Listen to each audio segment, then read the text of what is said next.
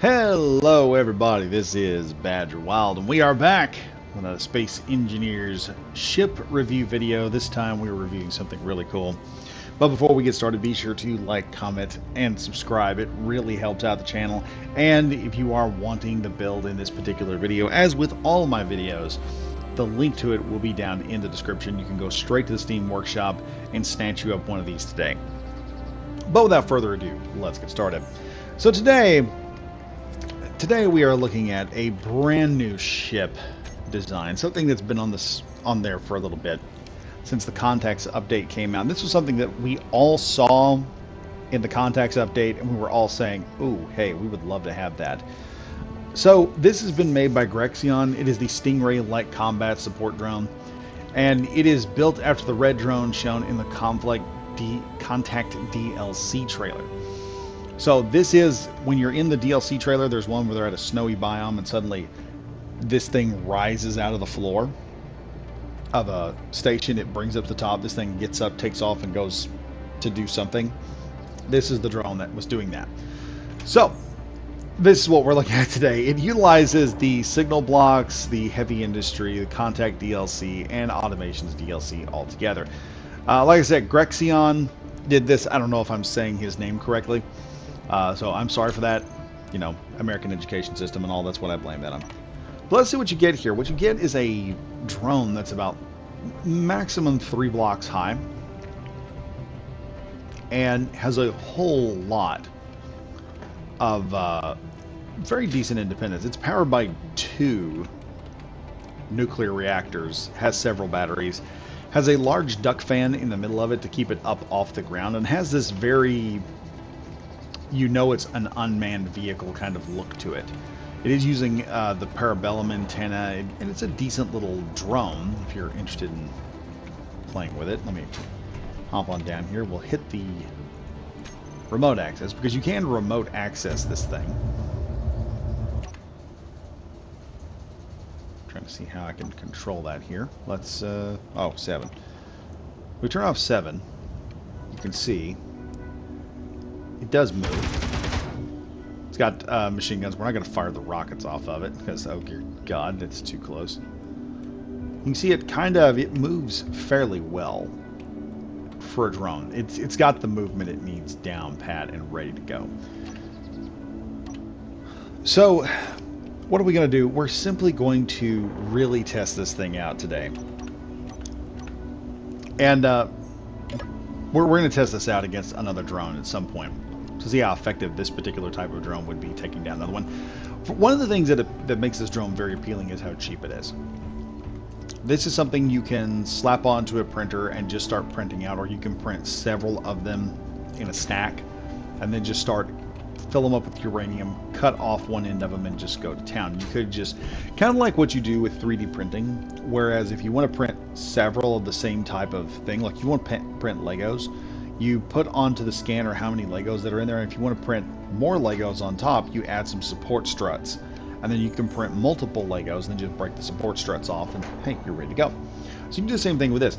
But that is the appeal of this. It is a fairly cheap drone, considering it only has 2 nuclear reactors in it, which once you have located all the ore you need, this is a sort of like a mid-game thing you can put around your base for defense. Set it on low power mode and just let it sit there, and if something comes along and threatens your base, well, they're in trouble. And the cool part is you can have a lot of these things. So I'm going to run off here, piss off the pirates that are over there, and we're going to see this guy come up and do its thing for a minute. So let's head on out here real fast while we're waiting for the drone. We'll tick off one of the pirates' drones over here. And it seems like they have a stinging adversary, which we all know and love the stinging adversary. Moving our direction. Yes, he is. He is coming our direction.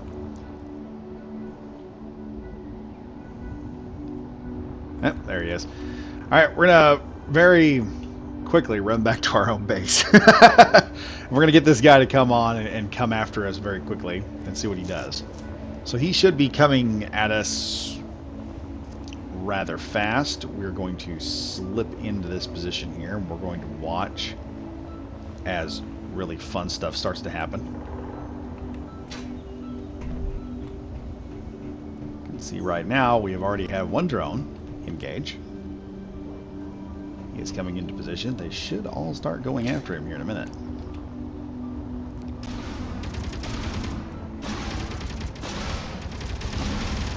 This is what I meant by they're cheap.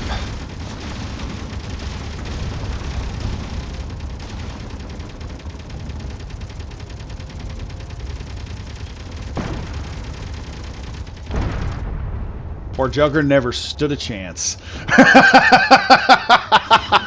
Yeah, this is the terrifying aspect of what you're dealing with right now, these things. This is what you need. You can see we've even got one of our drones, I think. Where was that fire coming from? We had rockets coming from somewhere. Is he there? I don't know where he came from. We had rockets come from somewhere on the base. I don't know if we had a rocket launcher there or something. But here we are.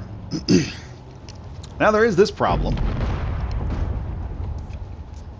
They appear to be unable to stay in flight, so you're going to have to keep them level. That's going to require a little bit of stuff, but as far as them, you know, kicking up, taking off, and going to get things, that seems to be what's happening. They're not aligning with the gravity very well, but that's just a small design thing. It's interesting. All these have just gone up there, and suddenly they've attacked something, and now they're all just falling to the ground. Let's pop them out here. So if you want to solve that issue, since we've now seen that as an issue at the moment, and that is just programming right here. It's a very simple thing to do.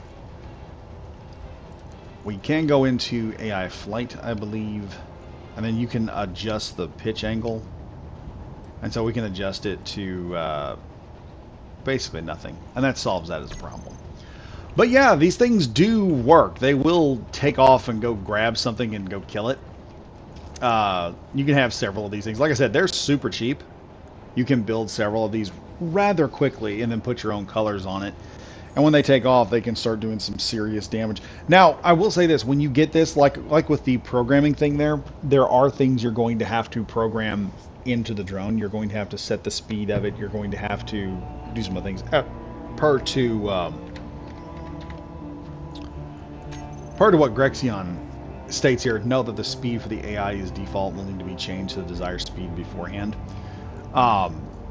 Yeah, you will have to customize this thing how you want to do it. You'll have to customize the pitch, and that's what kind of got this thing in trouble, was the pitch. You're going to have to keep it from pitching and rolling and doing all sorts of weird things. So it has to have a very minimal roll and pitch, because when the drone stops, it just stops. I don't know. You may want to add a few more blocks to this thing, maybe add a little bit of length to it. It's just whatever you want to do. It's like with the Dole. The Dole bike, I took that thing, completely modified it. But you see how effective just a bunch of these are? You can just start sending them into battle. Then this is not really that badly damaged, I don't think. Yeah, we've still got a gun here. If I were to get another stinging adversary to come in, these would probably all respond pretty much like I think they would respond. But you can set these things to go in, attack, and do strafing runs. Right now they're set to just sit and engage. You can, like I've shown y'all before with, what was it, the interceptor drone, I think is what it was called, when we had the railgun instance. Just how effective one of these things can be when you have it built properly, when you have it programmed like it's supposed to be programmed. But yeah, that is the Stingray support drone, everybody. It's a great little lightweight utility drone that just goes out there, does its job, defends your base, and makes life difficult for your enemies. If you guys enjoyed the video, like I said, be sure to like, comment, and subscribe. Link to this will be in the description. And as always, stay safe, stay frosty. I'll see you guys in the next video. Goodbye for now.